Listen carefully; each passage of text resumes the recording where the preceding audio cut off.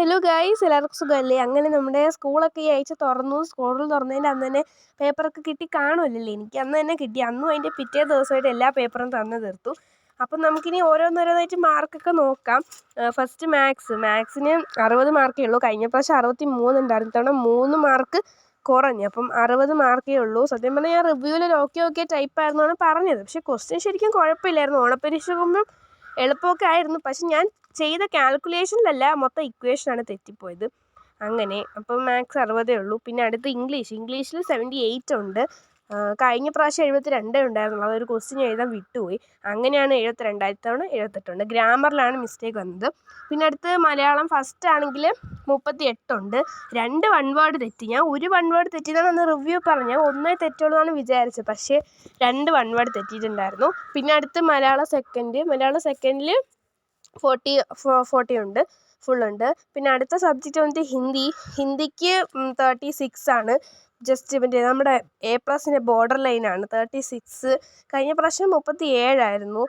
മലയാളത്തിൻ്റെ കഴിഞ്ഞ പ്രാവശ്യം രണ്ടും ഫുള്ളായിരുന്നു. ഇത്തവണ വൺ വേർഡ് തെറ്റിപ്പോയി. പിന്നെ ഹിന്ദിക്ക് 37 ആയിരുന്നത് 1 മാർക്ക് കുറഞ്ഞു. അടുത്ത് ബയോളജിക്ക് 39. ബയോളജി കഴിഞ്ഞ പ്രാവശ്യം ഫുള്ളുണ്ടായിരുന്നു. ഇത്തവണ 1 മാർക്ക് കുറഞ്ഞു.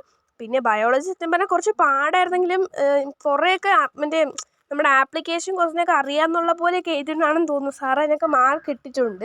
1/2 മാർക്ക് കുറച്ചിട്ടുള്ളൂ. പിന്നെ അടുത്ത വിഷയം ഫിസിക്സിന് 36 ഉണ്ട്. അതും ബോർഡർ ലൈൻ ആണ്. കണക്കുകളൊക്കെയാണ് തെറ്റിപ്പോയത്. പിന്നെ അടുത്ത് കെമിസ്ട്രിക്ക് 29 ഉള്ളൂ. കെമിസ്ട്രിക്കും കുറേ ഇതൊക്കെ തെറ്റിപ്പോയി. പിന്നെ SS-ന് 79. SS-ൻ്റെ പേപ്പർ അന്ന് തന്നെ വാങ്ങിയതാണ്.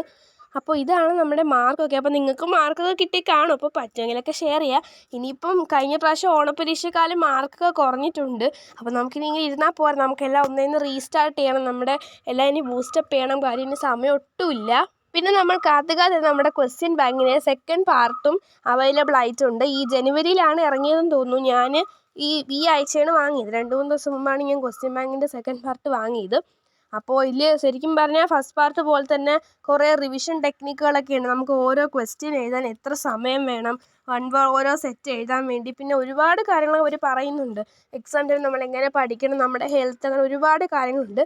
ഇതും പോരാഞ്ഞിട്ട് പിന്നെ ലാസ്റ്റ് 2 ക്വസ്റ്റ്യൻ പേപ്പേഴ്സ് ഉണ്ട്. അതായത് നമുക്ക് പ്രാക്ടീസ് ചെയ്യാൻ വേണ്ടി 2 സെറ്റ് ക്വസ്റ്റ്യൻ പേപ്പേഴ്സ് ഉണ്ട്. പിന്നെ ഇതല്ലാതെ ഒരു ലേബറിൻ്റെയും കൂടി ഇപ്പോൾ ഇറങ്ങി. അതായത് നമ്മുടെ നോർമൽ ലേബറിനാണ്. അതിൽ ഫ്രണ്ടിൽ ഈ റിവിഷൻ കലണ്ടർ എന്ന് പറഞ്ഞൊരു സാധനമുണ്ട്. അതായത് ജനുവരി ഫെബ്രുവരി 2 മാസവും ഓരോ ദിവസവും നമ്മൾ ഏതൊക്കെ ചാപ്റ്റേഴ്സ് വെച്ച് പഠിച്ചാൽ നമുക്ക് പോർഷൻസ് കവർ ചെയ്യാം എന്നുള്ള ഒരു മൊത്തത്തിലൊരു പ്ലാനാണ്. ഇത് നല്ല ഉപയോഗമുള്ളതായിട്ട് എനിക്ക് തോന്നുന്നുണ്ട്.